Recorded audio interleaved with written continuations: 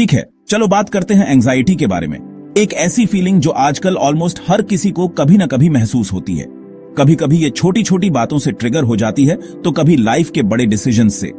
हम सब ने वो पल महसूस किए हैं जब दिल तेज धड़कता है, दिमाग में हजारों सवाल घूमते हैं और लगता है जैसे सब कुछ कंट्रोल से बाहर जा रहा है। लेकिन क्या आप जानते हैं कि एंजाइटी कोई नई चीज नहीं है। सदियों पहले भी लोग इससे जूझते थे, और कैसे भगवत गीता की पुरानी विजडम हमें इससे लड़ने में मदद कर सकती है। यहीं अभी गीता सिर्फ एक धार्मिक किताब नहीं, बल्कि एक प्रैक्टिकल गाइड है जो हमें बताती है कि मुश्किल समय में कैसे स्टेबल और शांत रहा जाए। आपको पता है, भगवान कृष्ण अर्जुन से कहते हैं कि एक रेस्टलेस मन हमारा सबसे बड़ा दुश्मन है, लेकिन एक शांत मन वो हमारा सबसे अच्छा दोस्त है। जब मन शांत होता है तो क्लैरिटी आती है और हम सही डिसीजंस ले पाते हैं। लेकिन जब मन बेचैन होता है तो छोटी छोटी बातें भी पहाड़ जैसी लगने लगती हैं। तो अगर मुझे एंजाइटी से लड़ना है तो मुझे बस 3 सिंपल स्टेप्स याद रखने होंगे। ये स्टेप्स गीता से इंस्पायर्ड हैं और इन्हें कोई भी कभी भी कहीं भी अप्लाई कर सकता है। और ट्रस्ट मी, ये स्टेप्स सिंपल लग सकते हैं, लेकिन ये पावरफुल हैं। इन्हें अपनाने से न सिर्फ एंजाइटी कम होती है, बल्कि ओवरऑल लाइफ में पॉजिटिविटी और कॉन्फिडेंस भी बढ़ता है। Step 1, live in the present moment, यानी अभी में जीना सीखो। अक्सर हम या तो पास्ट की मिस्टेक्स में उलझे रहते हैं या फ्यूचर की चिंता में खो जाते हैं। लेकिन सच ये है कि हमारा असली कंट्रोल सिर्फ इसी पल पर है। गीता मुझे याद दिलाती रहती है, अतीत का अफसोस मत करो, भविष्य की चिंता मत करो, बस यहीं रहो अभी में। जब हम प्रेजेंट में रहते हैं तो माइंड नेचुरली शांत हो जाता है और एंजाइटी की इंटेंसिटी कम हो जाती है।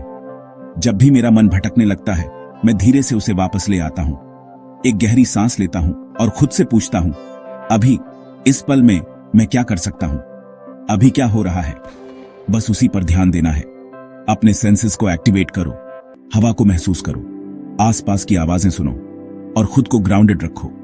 स्टेप 2, डिटैच फ्रॉम रिजल्ट्स, यानी अपने एक्शंस पर फोकस करो, लेकिन रिजल्ट्स को लेकर ऑब्सेस्ड मत हो। ये वाला मुश्किल है, मैं झूठ नहीं बोलूंगा। हम सब चाहते हैं कि हमारे एफर्ट्स का आउटकम परफेक्ट हो, लेकिन लाइफ में अनसर्टेनिटी हमेशा रहेगी। लेकिन कृष्ण कहते हैं, सिर्फ अपने एक्शंस पर ध्यान दो, आउटकम्स पर नहीं। जब हम रिजल्ट्स के बारे में ओवरथिंक करते हैं तो एंजाइटी बढ़ती है, लेकिन जब हम सिर्फ प्रोसेस को एंजॉय करते हैं तो माइंड फ्री हो जाता है। जब मैं सिर्फ अपना बेस्ट करने के बारे में सोचता हूं और क्या हो सकता है इसकी चिंता करना बंद कर देता हूं, तो मेरी आधी एंजाइटी बस पिघल जाती है। ये प्रैक्टिस धीरे धीरे हैबिट बन जाती है और लाइफ में पीस आना शुरू हो जाता है। स्टेप 3, हैव फेथ, यानी भरोसा रखो कि जो भी हो रहा है वो किसी अच्छे मकसद के लिए हो रहा है। मैं खुद को याद दिलाता हूं, जो कुछ भी हो रहा है किसी वजह से हो रहा है। हर एक्सपीरियंस, चाहे अच्छा हो या बुरा, हमें कुछ न कुछ सिखाता है। शायद ये मेरी ग्रोथ के लिए है, शायद ये मुझे कुछ सिखाने के लिए है। जब हम फेथ रखते हैं तो मुश्किलें भी मैनेजेबल लगने लगती हैं। लेकिन ये फेथ रखना कि चीजें बेस्ट के लिए हो रही हैं, वही सच्ची ताकत है। ये फेथ हमें रेजिलियंस देता है और हम हर चैलेंज को कामली फेस कर सकते हैं। कृष्ण का मैसेज साफ है, जब मैं अपने मन को शांत करता हूं तो एंजाइटी अपनी पकड़ खो देती है। ये 3 स्टेप्स अगर ऑनेस्टली फॉलो किए जाए तो एंजाइटी को काफी हद तक कंट्रोल किया जा सकता है। तो अगर आप किसी ऐसे व्यक्ति को जानते हैं जो अभी भी सोचता है कि एंजाइटी को कंट्रोल नहीं किया जा सकता, तो उनके साथ ये शेयर करें। शायद आपकी एक छोटी सी मदद किसी की जिंदगी बदल दे। और हरे कृष्णा। सुनने के लिए धन्यवाद और याद रखना, आपका मन आपका सबसे बड़ा दोस्त हो सकता है।